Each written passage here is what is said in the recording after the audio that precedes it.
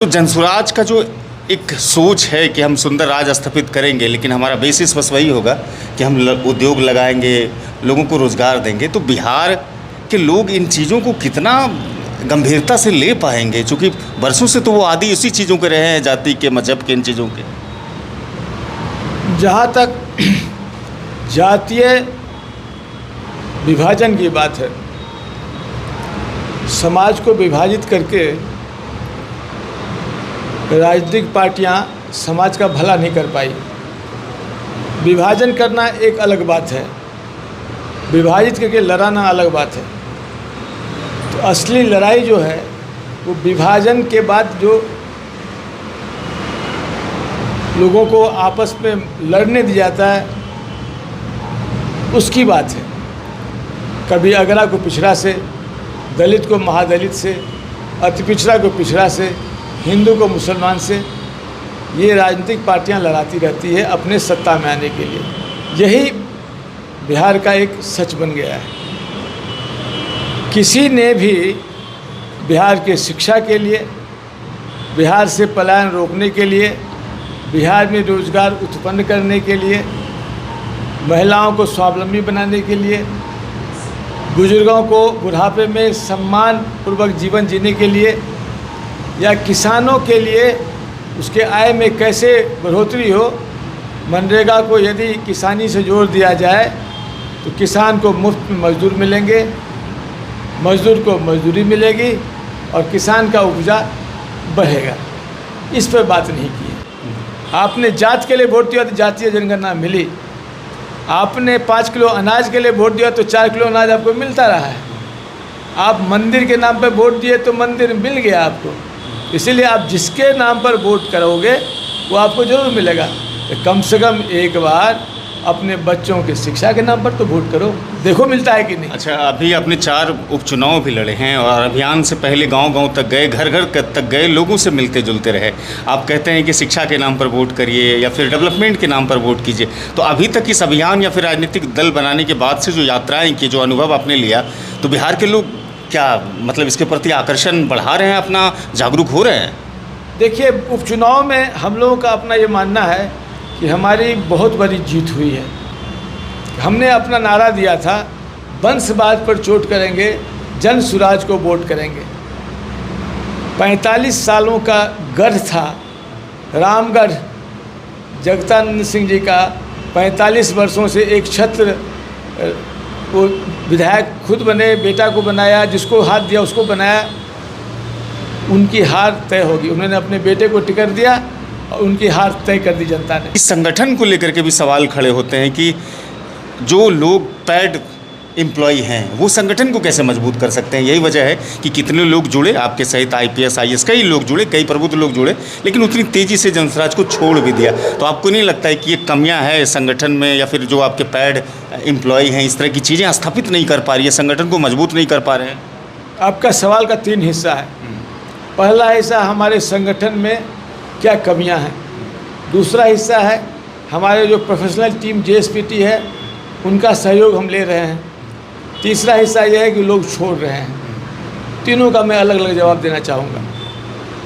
हमारी पार्टी बिल्कुल एक नई बुनियाद पे खड़ी है, नई विचारधारा पे है। अंबेडकर और महात्मा गांधी के विचारों पे चल के समाज के बड़े वर्ग को जोड़ने का प्रयास कर रही है।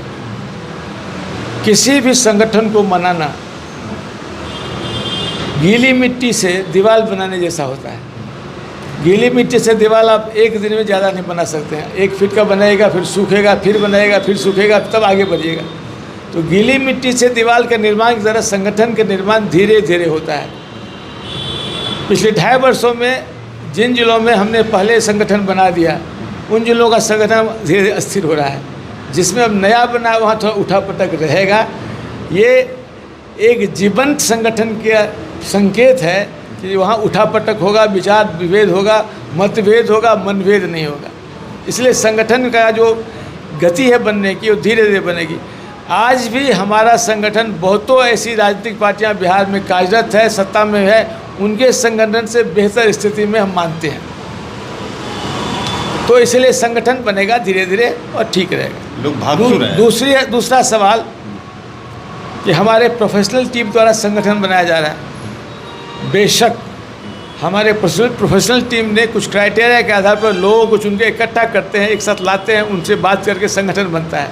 ये एक शुरुआत है, उनसे हम शुरुआत कराते हैं। बाद में जो लोग वहाँ आ जाएंगे उनके माध्यम से संगठन को मजबूत करेंगे, उसको सुदृढ़ करेंगे, उसको आगे बढ़ाएंगे।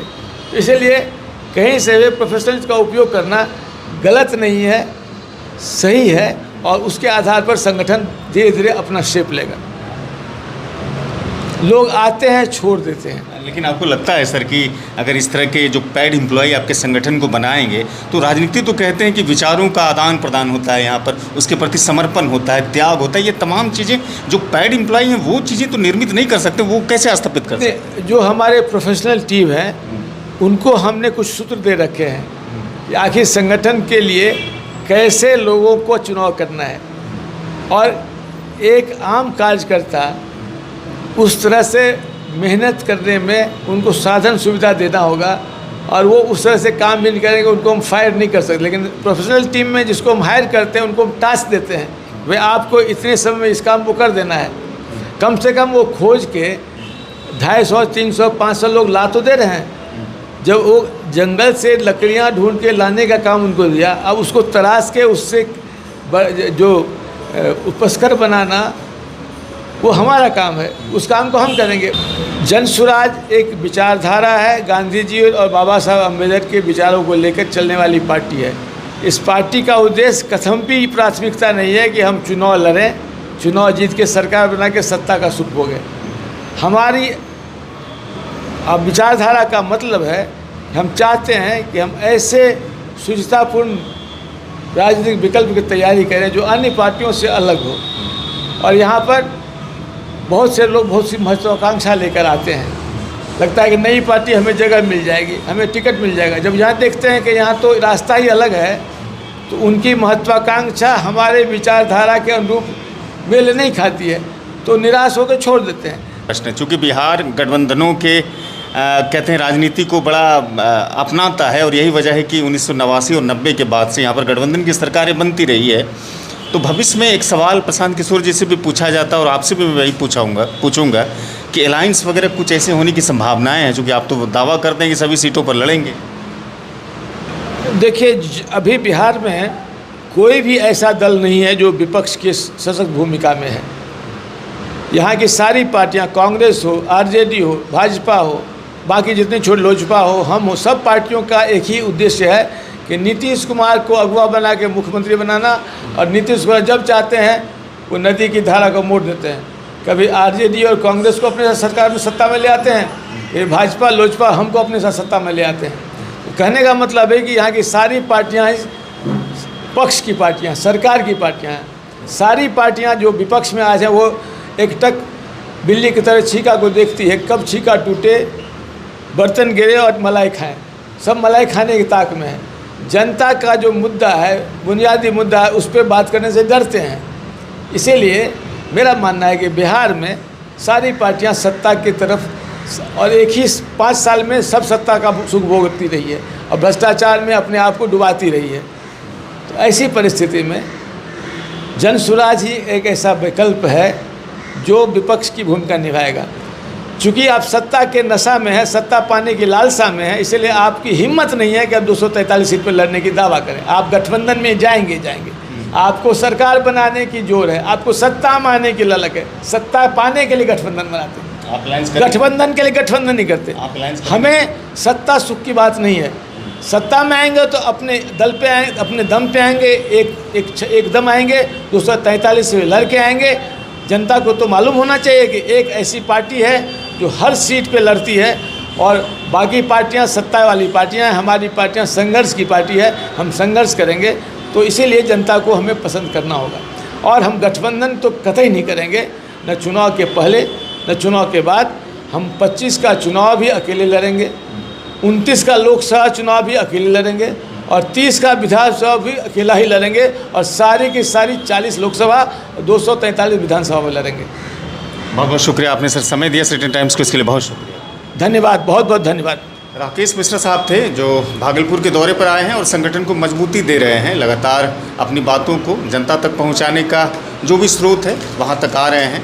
इस वीडियो को लोगों तक पहुंचाइएगा। सोशल मीडिया का जो मजबूत प्लेटफॉर्म है यूट्यूब और फेसबुक, वहाँ आप फॉलो नहीं किए हैं, सब्सक्राइब नहीं है कि तो वो भी कीजिएगा। मुझे सुनने के लिए बहुत बहुत शुक्रिया। कैमरे के पीछे समीम मेहनत कर रहे थे।